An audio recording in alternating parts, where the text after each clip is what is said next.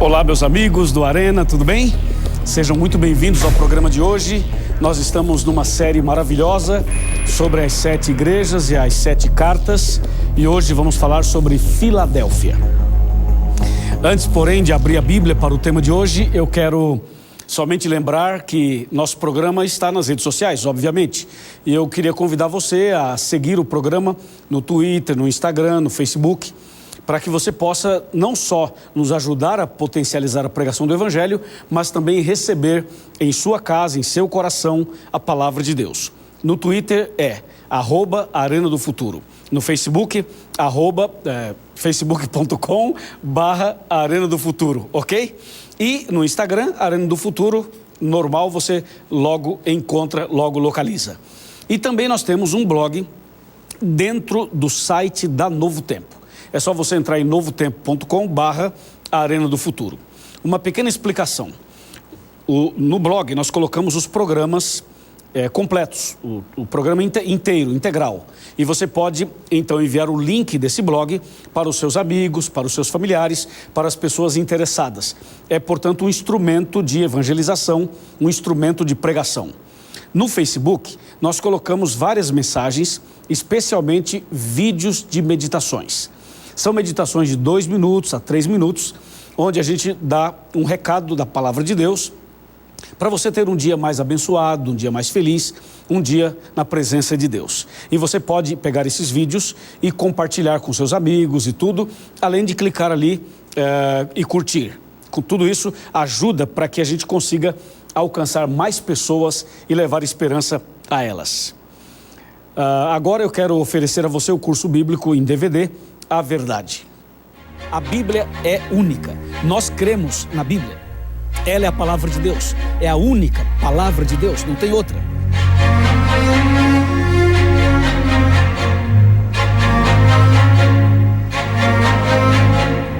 Então você pode ver o santuário e vamos começar pelo pátio. No pátio tinha 2 objetos. Tinha uma pia ou uma bacia com água.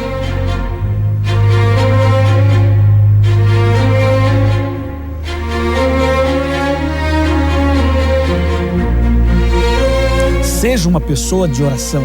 Ande com Deus todos os dias em oração. Comer ou beber ou fazer qualquer outra coisa, faça para a glória de Deus.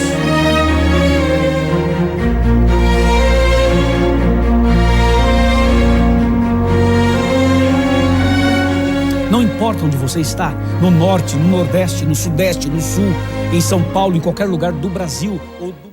Agora, vamos abrir a Bíblia Sagrada e vamos ao tema de hoje.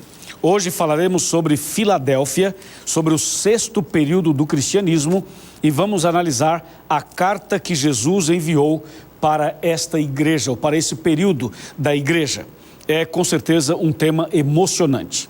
Bem, Filadélfia significa amor fraternal. Portanto, esse é um período de ouro do cristianismo. É um período que mostra exatamente a ação de Deus logo depois das perseguições, logo depois da Inquisição, logo depois da Idade Média. Como você já viu e ouviu nos programas anteriores, nós percebemos que as verdades bíblicas foram atacadas, foram agredidas, foram pisadas e foram rejeitadas. Mas no período de Sardes, então começa a reforma, e agora em Filadélfia acontece um grande movimento, um grande reavivamento, um grande despertar, não somente nas Américas, mas no mundo inteiro. Deus começa a levantar pessoas em lugares diferentes para que a mensagem seja realmente levada aos 4 cantos desse planeta. E Filadélfia é um período que vai de 1833 a 1844. Portanto, é um período muito importante da história do cristianismo, e nesse período Jesus enviou uma carta, e essa carta está do verso 7, Apocalipse 3, versos de 7 até mesmo o 13. A gente não vai ler toda a carta, por ser uma carta um pouco longa, mas vamos destacar alguns versos para que você tenha uma ideia do que Deus está falando aqui para a sua igreja. Creio que você está com a Bíblia aberta, então vamos lá. Repito, Apocalipse 3, agora verso 7, diz assim: Ao anjo da igreja em Filadélfia escreve: estas coisas diz o santo, o verdadeiro, aquele que tem a chave de Davi, que abre e ninguém fechará, e que fecha e ninguém abrirá. Verso 8: conheço as tuas obras, eis que tenho posto diante de ti uma porta aberta, a qual ninguém pode fechar. Que tens pouca força, entretanto guardaste a minha palavra e não negaste o meu nome. Paramos um pouco aqui nos versos 7 e verso 8. O verso 7, Jesus se apresenta como aquele que é santo e verdadeiro, aquele que tem a chave de Davi, aquele que abre e ninguém fecha, e aquele que fecha e ninguém abre. Essa é a descrição para apresentar Jesus. Jesus mandando a carta para a sua igreja. Entenda que esse período é um período que chama a nossa atenção para uma porta aberta que um dia se fechará. Portanto, essa referência no verso 7 e logo em seguida no verso 8, já é uma referência ao santuário. Você sabe que na Bíblia nós encontramos o santuário no Antigo Testamento, no livro de Êxodo, no livro de Números, de Levítico e até de Deuteronômio. O santuário no Antigo Testamento era uma tenda portátil que montava e desmontava durante a caminhada do povo de Israel pelo deserto. E o santuário tinha 2 compartimentos, o Santo e o Santíssimo. Lembrando que o sacerdote entrava no lugar santo 2 vezes ao dia e o sumo sacerdote no Santíssimo 1 vez ao ano. Quando Jesus morreu na cruz, Jesus foi sepultado em seguida e depois ele ressuscitou e após 40 dias ele voltou para o céu.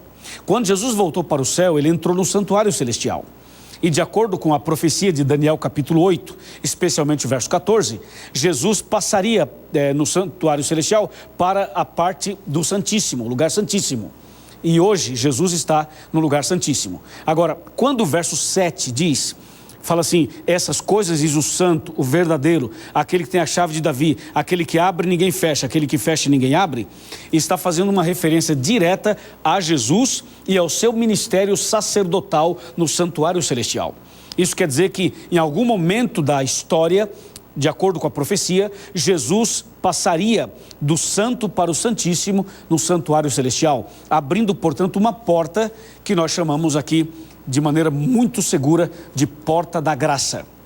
Então hoje Jesus está no lugar santíssimo do santuário celestial intercedendo por nós. Isso é muito claro na Bíblia. Mas esse período de Filadélfia foi um período onde algumas coisas aconteceram. E é aqui que eu quero chamar a sua atenção, para você entender o que aconteceu e por que a gente agora tem um entendimento muito claro do ministério de Jesus no santuário celestial. Quando a gente vai para o versículo 8, diz assim o verso 8, vou repetir a leitura: conheço as tuas obras, eis que tenho posto diante de ti uma porta aberta, a qual ninguém pode fechar. Que tens pouca força, entretanto guardaste a minha palavra e não negaste o meu nome. Portanto, Filadélfia o período de Filadélfia tem uma relação muito forte com o que aconteceria no santuário celestial. Quando Jesus sai do lugar santo, passa para o Santíssimo, e aí é justamente a frase: conheço as tuas obras, eu coloco diante de ti uma porta aberta. É essa passagem de Jesus do santo para o Santíssimo, lá no céu. Só que a igreja, no período de Filadélfia, não havia entendido isso de maneira clara. Havia uma certa confusão sobre isso. E se você observar, por exemplo, o versículo 9, olha o 9, diz assim: eis farei que alguns dos que são da sinagoga de Satanás, desses que a si mesmos se declaram judeus e não são, mas mentem, eis que os farei vir e prostrar-se aos teus pés e conhecer que eu te amei. Olha o verso 10 agora: porque guardaste a minha palavra, da minha perseverança, também eu te guardarei na hora da provação. Olha a palavra provação: da hora da provação que há de vir sobre o mundo inteiro para experimentar os que habitam sobre a terra. E o verso 11 começa assim: venho sem demora, conserva o que tens para que ninguém tome a tua coroa. Então veja que no versículo 9 ele fala assim: eu quero falar para vocês que eu vou trazer alguns que eram da sinagoga de Satanás, eles virão, se converterão e se prostrarão aos meus pés. Ou seja, eu vou salvar pessoas que estão no caminho errado, pessoas que estão vivendo dentro de um contexto espiritual equivocado. O verso 10, Deus fala assim: assim como vocês foram fiéis comigo nos momentos difíceis, assim como vocês guardaram a minha palavra, eu quero dizer que eu vou proteger vocês de uma hora difícil que virá, da hora da provação que virá sobre toda a terra. E diz assim: eu venho sem demora. O que aconteceu aqui em Filadélfia, entre 1833 a 1844, foi que surgiu um homem chamado Guilherme Miller, um americano de origem batista.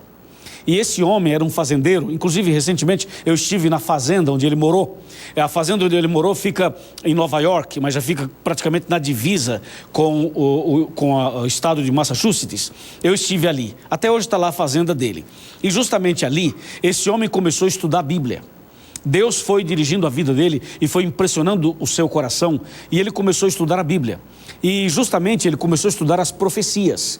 Ele estudava Daniel, estudava Apocalipse, e ele começou a estudar Daniel capítulo 8, Daniel capítulo 9, Apocalipse 10, Apocalipse 11, 12, 13 e 14. Ele começou a estudar a Bíblia, especialmente Daniel 8.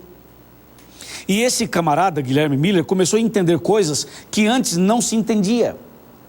Porque o período de Filadélfia é o período da expansão missionária, é o período também das organizações das sociedades bíblicas, é o período em que as pessoas começam a estudar as profecias de Daniel e Apocalipse.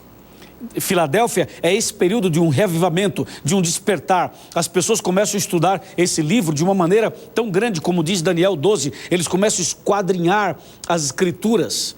E a Bíblia diz, e o saber se multiplicará, o conhecimento, a ciência da Bíblia, o conhecimento das profecias iria se multiplicar. E Guilherme Miller foi um desses estudantes da Bíblia. Foi ele que fez aquele gráfico maravilhoso das 2.300 tardes e manhãs, conforme diz Daniel 8,14. Inclusive, quando eu estive lá na fazenda dele, eu vi esse gráfico original que ele havia preparado juntamente com seus amigos estudantes da Bíblia. E eles estudaram a profecia das 2.300 tardes e manhãs, e eles chegaram a algumas conclusões muito importantes. Eles descobriram, baseado na Bíblia, que a contagem das 2.300 tardes e manhãs começaria no ano 457 a.C., e que terminaria esse período todo no ano de 1844. O estudo que eles fizeram para aquele tempo foi algo extraordinário. Algo extraordinário. Muita gente hoje não consegue entender esse capítulo e muito menos esse gráfico e nem essa profecia. Guilherme Miller foi um homem iluminado por Deus e ele fez realmente esse estudo com seus amigos. Só que quando ele chegou no gráfico, ele chegou a 1844, o texto bíblico diz assim: até 2.300 tardes e manhãs e o santuário será purificado. Então ele entendeu que no final dos 2.300 anos, quando diz que o santuário seria purificado, ele entendeu que o santuário mencionado ali era o planeta Terra. Então ele pensou assim, bom, se no final desse período o santuário vai ser purificado, e se o santuário é o planeta, significa que Jesus vai voltar, porque o planeta só será purificado na volta de Jesus, a partir da volta de Jesus. Então ele começou agora a divulgar essa ideia, dizendo, gente, olha o gráfico. Então ele dava uma aula com gráfico, convencia todo mundo e dizia assim, tá vendo? Em 1844, Jesus voltará para purificar a terra. E essa pregação era tão clara, o assunto era tão claro, que as pessoas eram convencidas. E houve um despertar, houve um revivamento, houve um movimento que ficou conhecido como movimento millerita. E as pessoas da América do Norte, da América Central, da América Latina, da América do Sul, pessoas de todo o mundo, foram de alguma maneira contagiadas por essa mensagem e começaram a se preparar para a volta de Jesus em 1844. Então entenda uma coisa, hoje estudando bem esse assunto, nós entendemos que todo o gráfico e todo o estudo estava corretíssimo. O que estava errado era o acontecimento em 1844.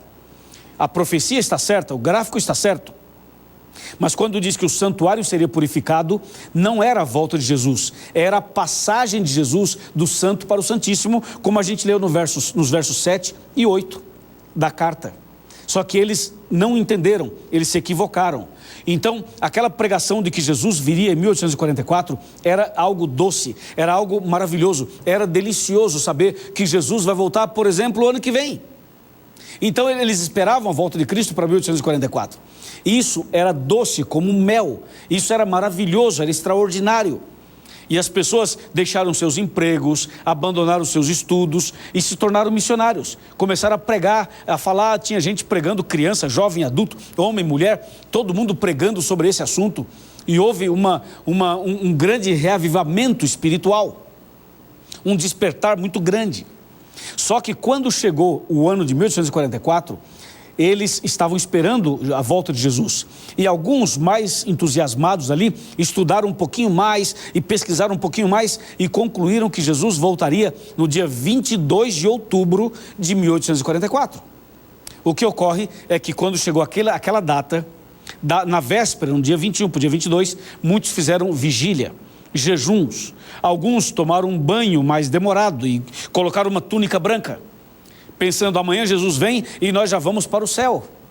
E diz, amanhã nesse horário já estaremos no céu. Foi algo realmente muito forte. E quando chegou o dia 22 de outubro de 1844, Jesus não veio. Jesus não veio e houve uma grande decepção. Alguns acharam assim, talvez nós nos equivocamos em um dia, vamos esperar amanhã. E veio amanhã e nada, e veio depois de amanhã e nada, e passou uma semana e nada. E nós estamos em 2016. Entende? Então veja só que o gráfico estava certo, a profecia estava certa, a Bíblia estava certa. O erro deles foi dizer que o santuário que seria purificado era a terra e que, portanto, Jesus voltaria.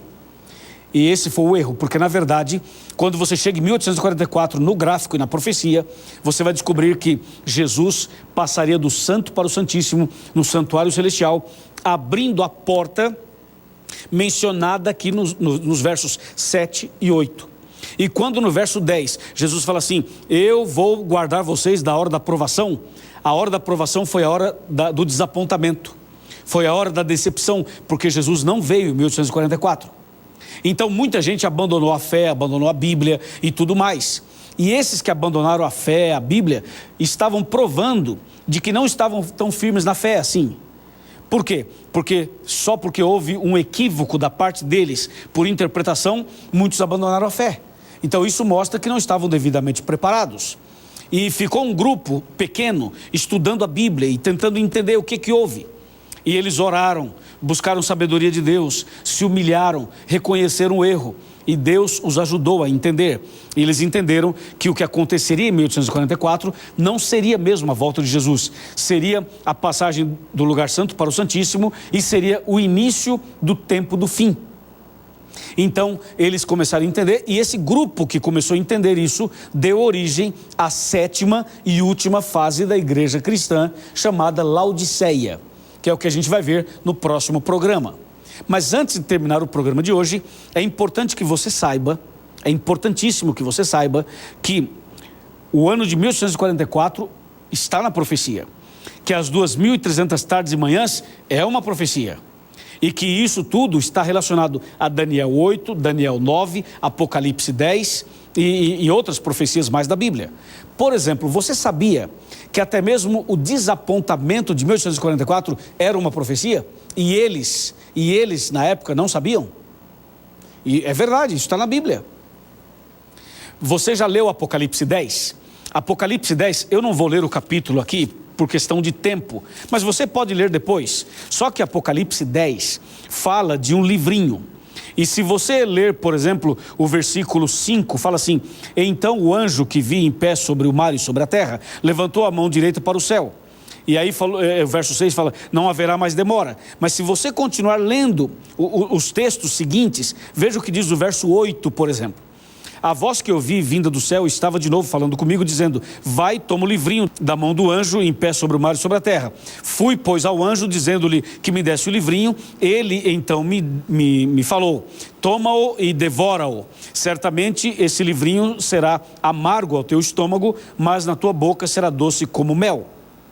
Verso 10, tomei o livrinho da mão do anjo e o devorei, e na minha boca era doce como mel, mas quando comi, o meu estômago ficou amargo. Interessante isso daqui. Então veja que essa profecia de Apocalipse 10 se cumpriu ali, em 1844. Por quê?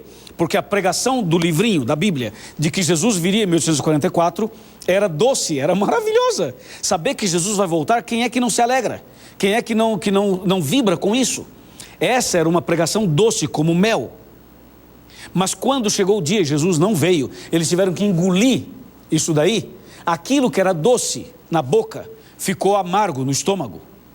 E justamente o que está escrito aqui. E se você continuar no verso 11, Apocalipse 10, verso 11, diz assim, Então me disseram, é necessário que ainda profetizes a respeito de muitos povos, nações, línguas e reis. Ou seja, o último verso aqui desse assunto diz assim, olha, essa data aqui não é a volta de Jesus. Vocês precisam ainda pregar o evangelho para muitas pessoas no mundo inteiro, porque Jesus só voltará quando o evangelho do reino for pregado a todo mundo para testemunho a todas as nações, então virá o fim. É o que diz o verso 11. Entendeu? Assim terminou a sexta fase. A sexta fase, Filadélfia, foi um período de revivamento, uma coisa extraordinária. Os missionários, os estudos da profecia, as sociedades bíblicas, houve realmente um movimento mundial. O que nós temos hoje, as casas publicadoras, as editoras, as sociedades bíblicas, os missionários, o que nós temos hoje de instrumento de pregação e propagação do evangelho, começou lá.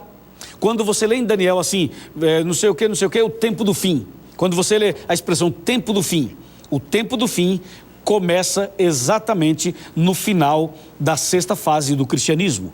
Quando você lê na Bíblia, tempo do fim, tempo do fim, tempo do fim, sabe quando começa? É justamente no final de Filadélfia, início de Laodiceia. Da sexta para a sétima fase do cristianismo.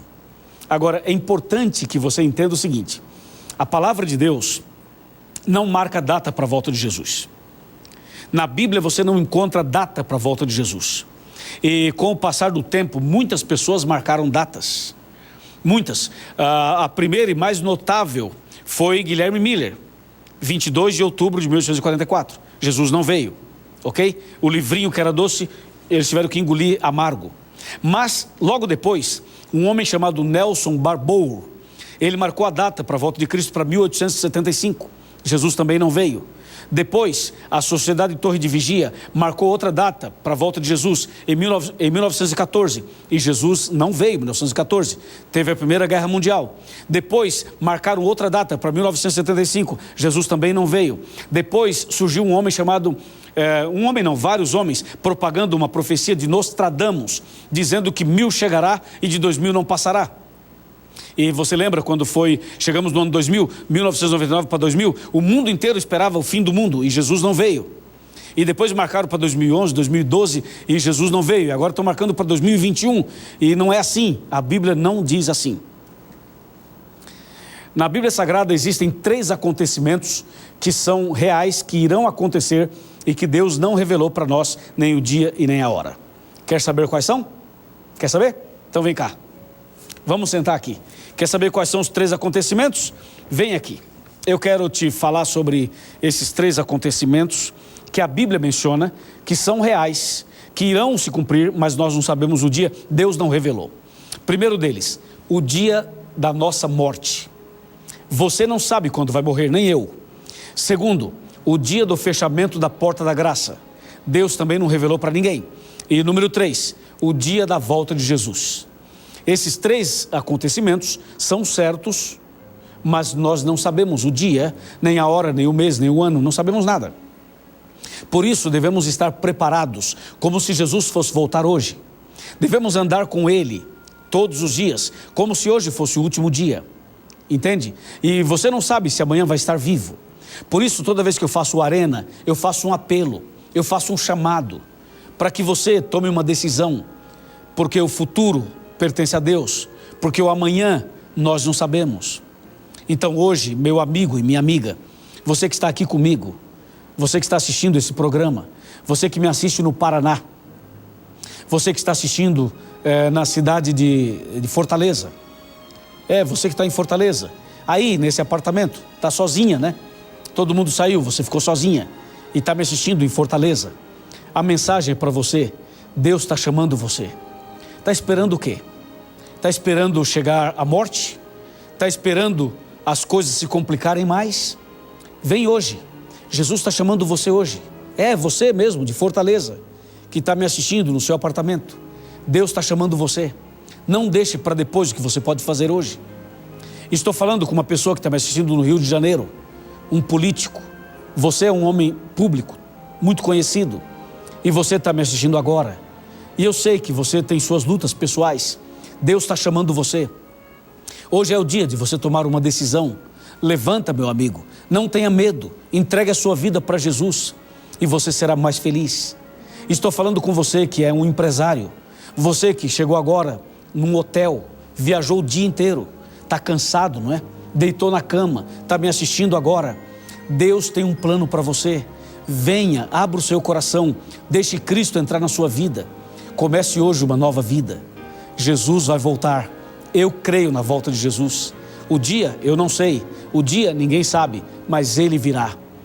Antes que Ele volte, volte para Ele e você vai ser mais feliz. Amém? Eu vou orar por você agora e depois da oração, entre aqui nesse site, encontreumaigreja.com.br, procure e busque uma igreja adventista, vá até lá, estude mais a Bíblia e tome a sua atitude de começar uma nova vida. Oremos. Querido Pai Celestial, obrigado por Tua palavra. Obrigado porque a história e as profecias nos ajudam a ter uma visão do futuro.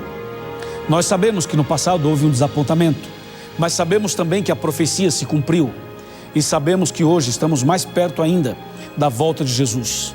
Toma em Tuas mãos esse homem, essa mulher que está me orando comigo agora, essa pessoa de Fortaleza, essa pessoa do Rio de Janeiro, esse empresário que está no hotel, essa família, esse jovem, essa pessoa que está orando comigo agora, que a Tua graça esteja sobre ele e sobre ela.